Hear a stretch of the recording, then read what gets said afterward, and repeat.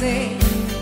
Andei na estrada da esperança e da saudade pra buscar felicidade. Quanta pedra eu já rolei. Andei do lado de um moço encantado. Era poeta, em tanta coisa acreditei. Menina moça loucamente apaixonada, uma noite enluarada, por amor eu me entreguei.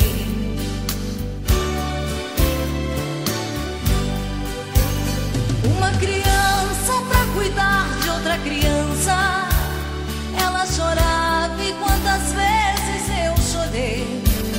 Em cada porta que eu batia se fechava, e por tudo que faltava, outra vez eu me entreguei.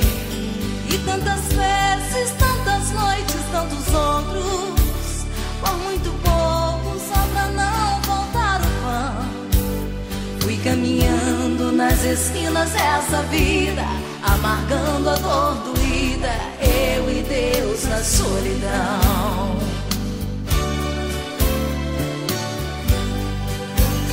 Quando eu pensava que a ilusão tinha acabado, alguém chegou, me deu a mão e me falou que me queria sem ligar pro meu passado, e queria do seu lado para construir um lar.